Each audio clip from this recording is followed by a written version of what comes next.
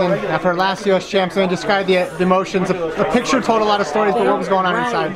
My emotions were everywhere because of course you wanted to run better. I clipped the hurdle and I'm like, not today. But then you're like, oh my God, this is it. This is the last impression, if you will, that I will leave on people. But it was a really good race, and the way the fans accepted me and told me that I've left an impact on them throughout my whole career, I couldn't ask for anything else. You know, I felt like I left it all out there with a good start and then just tried to compete. And so Drake has given me so much. Nationals has given me my life, and so I thank them for it. I've made so many teams here.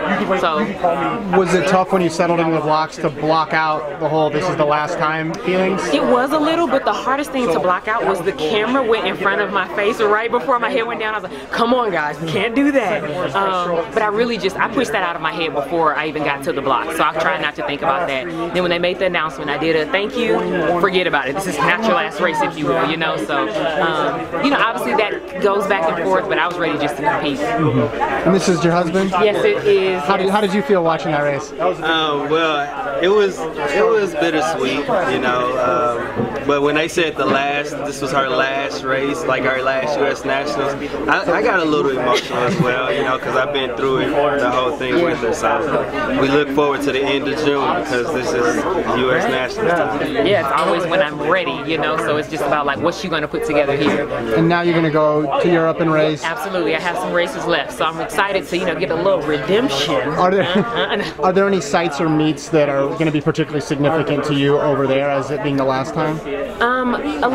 I mean, actually, for me, all the races will be, because now in your mind you're realizing this is my last time competing. Every time you warm up, you're like, it's my last stride, it's my last hurdle. You know, I do that because I want to take it all in. I don't want to ignore it so much that you get done and you're like, wait, what was that meet like? What just happened here? And so I haven't been to Rabat before, so that would be neat to be my last year, but then my first time racing there, because I don't have any more firsts, if you will, on the circuit. I've been to all the races, so Rabat would be really cool to race at. What would be the perfect ending? A Diamond League champion to bring home that bad baby. I have 4 of them. The 5th one would just, you would say, did she win the Olympics again? Like, why is she crying so hard? I would just be like, ah. So that would honestly be a perfect ending, obviously, but I love to leave it all out there. So what I don't want to do is walk away saying, did I, could I have? Like this race, I know that I got out of those blocks, and you know, the pictures might be a little hideous because the faces we make, but I left it all out there. Yeah, I mean, but you've accomplished so much across your career. Yeah. 4 diamond medals, Olympic champion, Olympic silver. Yep. Like, is there anything you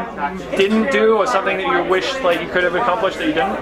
Well, for me, in my career, I've always wanted the world record. I mean, just to be honest, that's something, you know, that I feel like if you're an athlete that feels, I mean, if you're in 12:37, time the world record's 12:21, how do you not think of it? How do you not want to train for it? And so for me, you know, that was one thing that was always on the table. But it's one of those, how do you take away from your career mentally when you race so many people that say, I wish I could have done what you've done. I wish I could make it to the Olympics or make it to Worlds. And I've won pretty much like everything. So, I mean, that's the greatest feeling ever to know. When I went there, I was like, oh my gosh, she did it. Oh my gosh, she did it again. So, what kind of impact do you hope to like leave on the track and field, where like whenever people talk about you in 10 years, like, what do you want them to say? I want them to say that when Dawn went to the line, my money's on her. Like, I mean, they just knew that I was a fierce competitor. You hear that a lot, but a fierce competitor also can be, ooh, they're in the mix.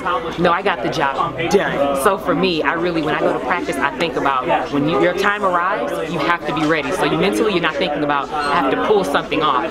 No, I've done it time and time again. So I want people to know that I trained for it, and when the time came, I got the job done. Thanks, Don. Appreciate it. Absolutely. Thank you.